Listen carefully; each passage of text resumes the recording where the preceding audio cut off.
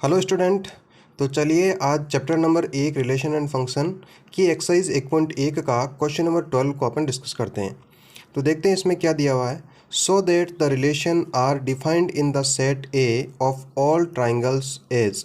आपको एक सेट दिया गया है जिसमें आपके सभी प्रकार के ट्राइंगल है। ठीक है, जो रिलेशन दिया है इन्होंने उसमें बोला गया है T1 T2 such that T1 is similar to T2। यहाँ पर जो ट्राइंगल दो दे रखे हैं T1 और T2 आपस में क्या है, वो सिमिलर है। सिमिलर का मतलब होता है बच्चों समरूप है एक दूसरे के। और ये बोल रहा है कि इज इक्विवेलेंस रिलेशन, अपने से ये पूछ रहा है कि क्या ये जो रिलेशन दिया हुआ है वो इक्विवेलेंस या तुल्यता संबंध है या नहीं है, ये अपन को सो दैट करना है।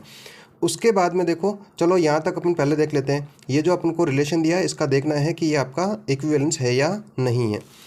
बात करें तो इसमें ये बोला गया है कि सिद्ध कीजिए कि समस्त त्रिभुजों के समुच्चय ए में आर बराबर T1 T2 such that T1 T2 के समरूप हैं द्वारा परिभाषित संबंध आर एक तुल्यता संबंध है।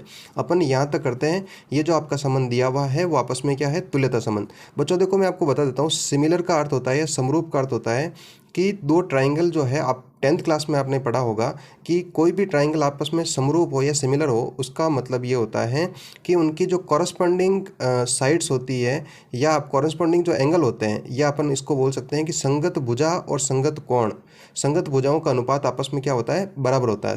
कॉरस्पॉन्डिंग जो साइड्स होती है उनका जो रेशियो होता है वो इक्वल होता है। तो उनको अपन क्या बोलेंगे, आपका सिमिलर ट्राइंगल बोलेंगे या समरूप त्रिभुज बोलेंगे। तो सबसे पहले देखते हैं अपने यहाँ पर कि जो आपका ये रिलेशन दिया है वो दिया गया है T1 T2 such that T1 is similar to T2। ऐसा लिख सकते हो आप, T1 T2 जो है T1 T2 के क्या है, आपस में समरूप है। ठीक है बच्चों, अब देखो जो आपका रिलेशन बनेगा, आपके पास में दो ट्राइंगल, एक तो T1 है और एक आपका T2 है। तो आप इस तरह से बना सकते हो, क्रॉस प्रोडक्ट से बना सकते हो आप। तो देखो T1 का T1 के साथ में, T1 का T2 के साथ में, फिर T2 का T1 के साथ में और T2 का T2 के साथ में। तो आपका जो रिलेशन बन जाएगा वो इस प्रकार बन जाएगा कि T1 T1 और T1 का T2 के साथ में, उसी प्रकार T2 का T1 के साथ में और T2 का T2 के साथ में। ये आपका रिलेशन बन गया। अब बस अपन को चेक करना है कि ये आपका जो इक्विवेलेंस है। नहीं तो इक्विवेलेंस के लिए मैंने आपको बताया था, तुल्यता के लिए मैंने बताया था आपको कि सबसे पहले रिफ्लेक्सिव, स्वतुल्य, सिमेट्रिक, सममित और ट्रांजिटिव संक्रामक, ये तीनों चेक करने होते हैं। तो सबसे पहले चेक कर लेते हैं आपका रिफ्लेक्सिव। तो रिफ्लेक्सिव में मैंने आपको क्या बताया था कि जैसे T1 T2 belonged R, T2 T2 belonged R, अपने पास में दो ही एलिमेंट है। ठीक है, तो वो इसका स्वयं के साथ में जो संबंध है T1 T1 बिलोंग्ड R और T2 T2 बिलोंग्ड R, ये आपका बिल्कुल इसमें प्रेजेंट हो तो आपका क्या हो जाएगा, ये रिफ्लेक्सिव हो जाएगा। ऐसा लिख सकते हैं, so this is reflexive relation, स्वतुल्य संबंध है। अब बच्चों एक बात बता देता हूँ मैं आपको, यदि आप इसको बीच बीच में से इस तरह से क्वेश्चन पढ़ोगे तो या देखोगे तो इस तरह से ये समझ में आने वाला नहीं है, क्योंकि जो इसका शुरुआती कंसेप्ट है वो आपका इंट्रोडक्शन वीडियो मैंने अच्छे तरीके से बता दिया। तो यदि आपको फिर भी कोई समस्या होती है तो फिर आप मुझे पूछ सकते हो। ठीक है, आपको चिंता करने की आवश्यकता नहीं है, बस आप चैनल को सपोर्ट करते रहो। और आप यदि बीच में से देखोगे तो कुछ भी समझ में नहीं आएगा। आप ऐसे फिक्स कर लो, अपना मेथड फिक्स कर लो कि आपको इस चैनल से आपको हमेशा के 2 क्वेश्चन 3 क्वेश्चन आपको देखने, आप कंटिन्यू देखोगे तभी आपको समझ में आएगा। चलो देखते हैं अगला। सेकंड है आपका सिमेट्रिक, चेक करते हैं। तो सिमेट्रिक में मैंने आपको बताया था कि T1 T2 आपका बिलोंग्ड R है, तो T2 और T1 भी आपका बिलोंग्ड R होना चाहिए। तो बिल्कुल देखो T1 T2 आपका बिलोंग्ड R है, तो T2 T1 भी आपका इस रिलेशन में आपका प्रेजेंट है। तो ये आपका क्या हो जाएगा, सो दिस इज सिमेट्रिक रिलेशन, सममित संबंध है।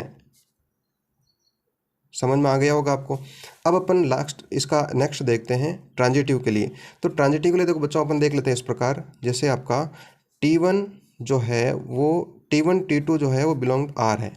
ठीक है बच्चों, और अगला ले लेते हैं जैसे T2 T1 जो है वो बिलोंग R है।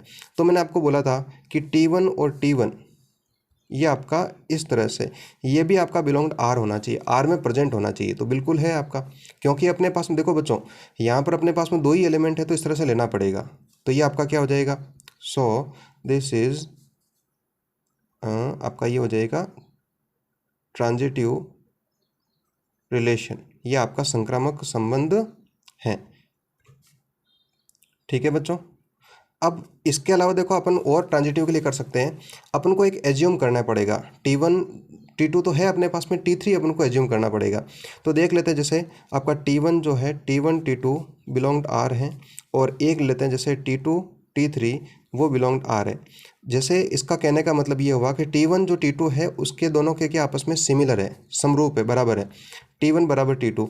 और दूसरी बार बोल रहे हैं कि T2 जो है वो T3 के सिमिलर है। ठीक है बच्चों, अब मुझे बताओ T1 T2 के सिमिलर है, T2 T3 के सिमिलर है, तो मुझे बताओ T1 और T3 आपस में सिमिलर नहीं होंगे क्या? बिल्कुल होंगे। तो T1 T3 ये भी आपका उस आर में प्रेजेंट होगा। तो आप इस तरह से भी इसको ट्रांजिटिव मतलब शो कर सकते हो। तो ये तो हो गया, इसका मतलब देखो तीनों हो चुके हैं, तो अपन बोल सकते हैं कि given relation is equivalence relation, दिया गया जो संबंध है वो आपका क्या है, तुल्यता संबंध है। बस अब आगे देखते हैं अपन।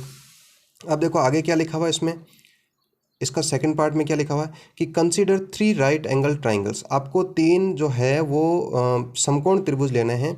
T1 विथ साइड कुछ दिस आपको side they the, T2 with side this, and T3 with side ये आपको side they the. Which triangle among T1 T2 and T3 is related. आपको इसमें ये देखना है कि तीनों जो आपके ट्राइंगल दे रखे हैं उसमें आपस में कौन से रिलेटेड हैं। तो देखो बच्चों मैं आपको लिखा देता हूँ, जैसे जो T1 है उसकी साइड्स क्या दे रखी है अपने पास में, तो 3, 4 और 5। T2 की बात करूं तो उसमें हो जाएगा 5, 12 और 13, और T3 की बात करूं तो ये हो जाएगा 6, 8 और 10। अब बच्चों मैंने आपको बताया था क्वेश्चन के शुरुआत में बताया था कि सिमिलर का मतलब ये होता है कि दो जो ट्राइंगल है वो आपस में सिमिलर तभी होंगे जब उनकी कॉरस्पॉन्डिंग साइड्स का जो रेशियो है वो आपका इक्वल होगा। अपन ऐसा बोल सकते हैं कि इनकी संगत भुजाओं का जो अनुपात है वो आपस में क्या होना चाहिए, बराबर होना चाहिए। तो आप देख पा रहे हो कि यदि T1 और T2 का अनुपात आपस में बराबर नहीं होगा तो देखो इस प्रकार कर लेते हैं, T1 अनुपात T3, तो ये हो जाएगा बच्चों 3/6 इक्वल 4/8 इक्वल 5/10। तो इसको आप कर सकते हो 1 2 1 2 और 1 2। तो देखो तीनों के जो रेशियो है वो आपके इक्वल आ गए, आप इसको समझ पाए होंगे। ठीक है, तो अपन क्या बोलेंगे, अब कौन कौन से ट्राइंगल आपस में रिलेटेड है, T1 एंड T3। तो ऐसे बोल दो कि as T1 and T3 triangle side are proportional, so T1 and T3 similar. समझ में आ गया होगा आपको। तो बच्चों देखो किसी भी प्रकार की आपको और कोई समस्या हो तो आप कमेंट करके लिख सकते हो। बाकी चैनल को सपोर्ट करो, सब्सक्राइब करो, अधिक से अधिक शेयर करो। धन्यवाद।